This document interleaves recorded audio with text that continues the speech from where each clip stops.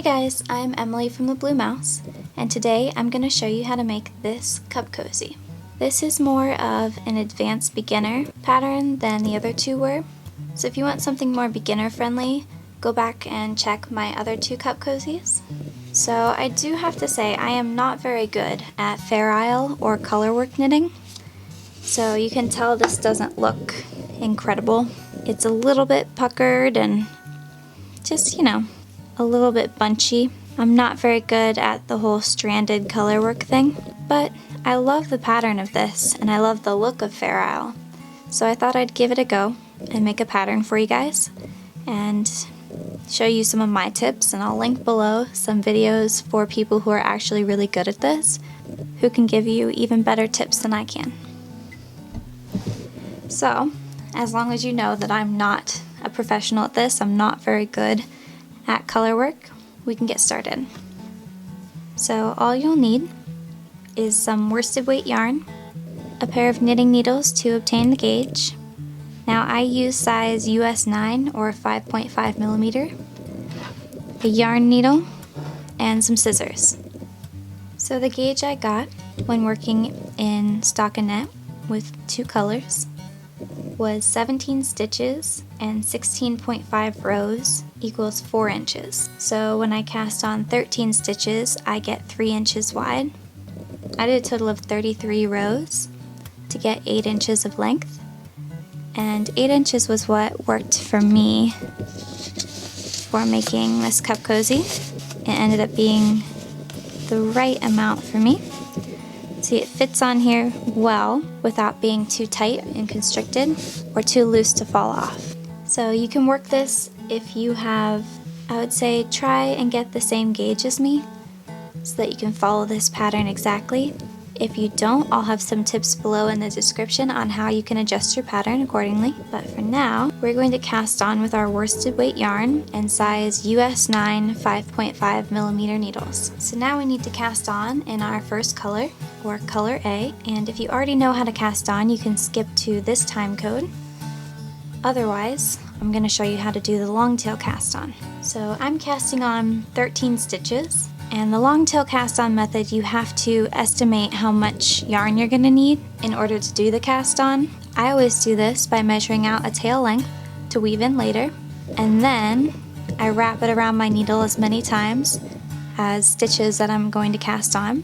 So I'm going to cast on 13 stitches, so I'm going to wrap it around my needle 13 times. And you want to be careful not to wrap it too tightly. It doesn't have to be extremely loose, just not overly tight. Alright, that's 13. So I just pinch the yarn, pull it off my needle, and that's how long my tail needs to be. So I place that over my needle like this. This is the tail end going to the ball of yarn, and this is just your normal tail end. So I pinch it with my fingers on my left hand like this, and then you get this kind of loop here. So I'm going to stick my index finger and thumb between that, and then twist my thumb. So from above you can tell that there's a loop here by my thumb. It doesn't quite look like it this way, but you can tell.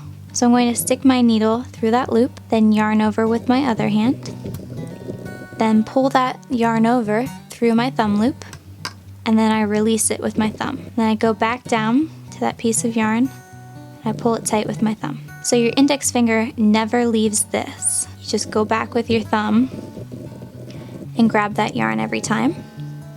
So here's that loop again. Put my needle through, yarn over, pull through that thumb loop, release your thumb, pull tight, then through that thumb loop again, yarn over, pull a loop through, release your thumb and pull tight.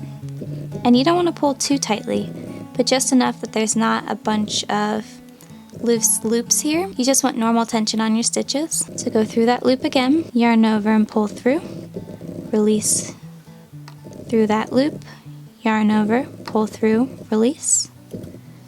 And you're just going to keep doing that until you have as many stitches as you need. For this example, I'm casting on 13. Alright, now that you have all your stitches cast on, you're ready to start your project. So I do 5 rows of stockinette. So I start with a purl row because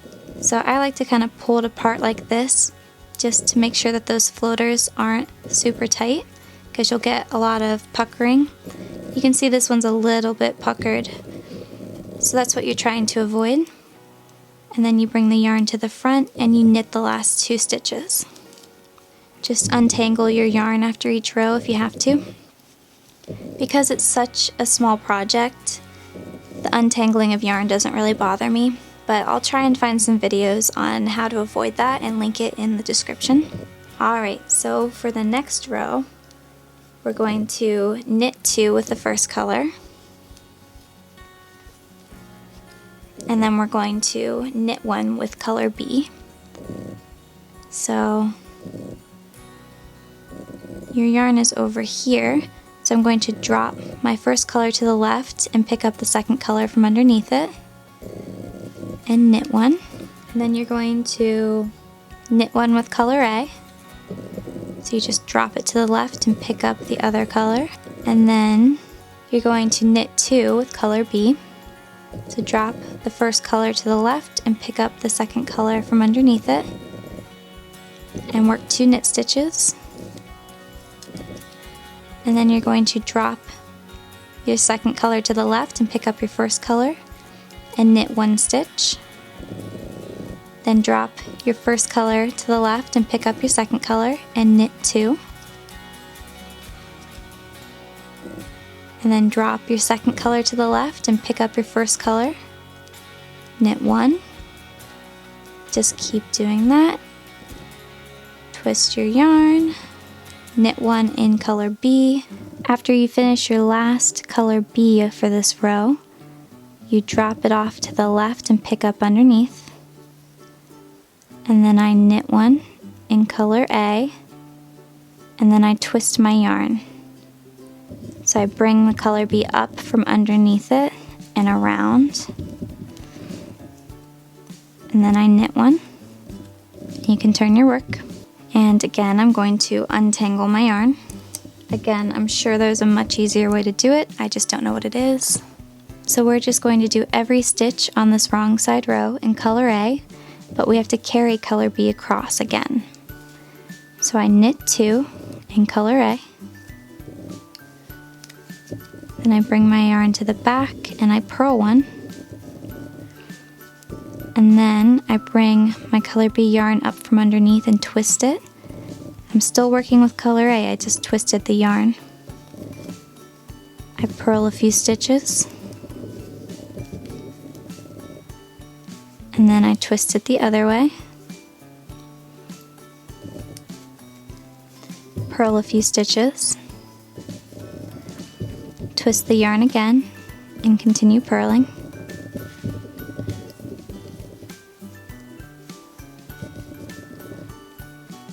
And I twist it one final time before I knit my last 2 stitches. And then I just kind of pull it apart this way just to make sure that the floats aren't too tight. Flip my work. Untangle your yarn if you have to. And that is your 4-row Fair Isle repeat. So you do a chunk of stockinette to start with, and then you do Fair Isle until you get to the end, and then the last inch or so you do stockinette as well before seaming. So the 5 rows that we started with, you do at the beginning, and then you do a chunk of Fair Isle and you end with those same 5 rows, and then you bind off. So I repeat these 4 rows 7 times each for a total of 28 rows.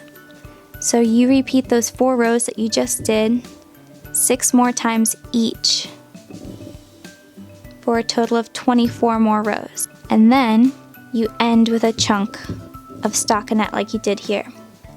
So after you do all those repeats, then you do a knit all row, and then you do a knit 2, purl 9, knit 2 row. Then your 3rd row would be a knit all row, and your 4th row would be a knit 2, purl 9, knit 2 row. And then on your 5th row, which should be a right side row, you bind off. So I'll have this written down in the description if you're having any trouble with it. Alright guys, I'm going to show you how to bind off your project. So here I have my finished cup cozy. Like I said earlier, I'm not very good at the whole stranded color work thing, or Fair Isle. So it's a little bit bunchy, but I'm okay with that. I like the way it looks anyway. So now I'm gonna bind off. So what you're going to do is you're going to knit 2.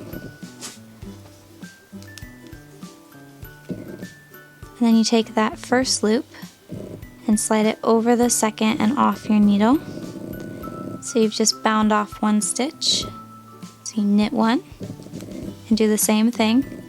So go into that first stitch, pull it over the second and off, knit 1, go into that first, over the second and off, and you just keep doing that until the end.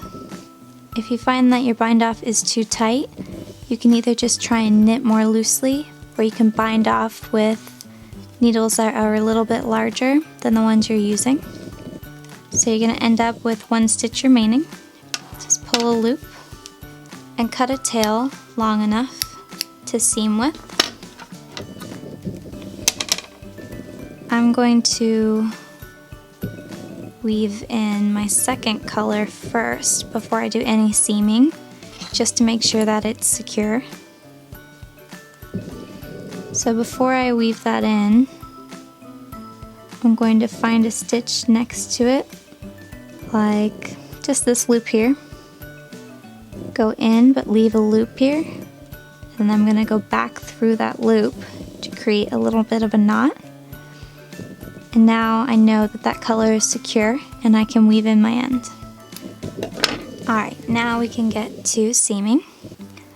So with your final stitch that you have, this loop here, you're going to pull your tail through it and then pull on the tail to close it. And now you're ready to seam. So it looks a little bit bumpy right here, but once it's seamed together and put on a cup, it should look better. This is my right side. I'm going to flip it over so the wrong side is showing. You can see all the stranded color work. Fold it over like this so you have your right sides facing up. Now mine won't stay down that way, so I'm just going to hold it a little bit. But you're just going to go into the bottom corner of your cast on edge, to the corner here, pull tight, and that will keep them closer together while you're seaming. So because you've attached the corners together, you're not going to seam into the edge stitch here. You're going to go 1 stitch over. So here's my edge stitch right here. I'm going to go 1 column over, and you can tell here's a column of stitches, here's a column of stitches, and it just goes that way across. So you've got a column here, here, here, all the way across. So you're just going under the 2 bars that make up the first stitch closest to your bind off edge. So here's your edge stitch. You're not going in that one, so you go over to the next one, which is this stitch, and these are the 2 bars that make it up. So you go underneath those bars and pull through. And then you go to the other side, and you can see that your edge stitch on this side is right here in the corner. So you're going to go 1 stitch over, which is this stitch right here. So you can see that column here. You've got all these columns, you're going into this one. You're going to the first non-edge stitch, going underneath both bars and pull, and then you go back to the other side and you find the next stitch over, which is this one right here. And you can tell that my bar from the last time we did a seam is right here, so it's the next stitch over. You put your needle under both bars and pull through. Then you go back to the other side and you find the next stitch. So you can tell by this bar here that the last stitch that I went through was this one. So we go to the next one and find the 2 bars of it, which is right here. Put your needle under both and pull through.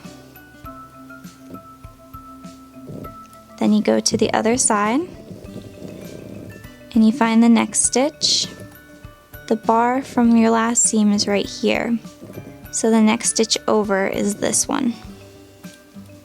And you're just going to keep doing this, alternating sides, and just keep moving to the next stitch until you have done the entire row.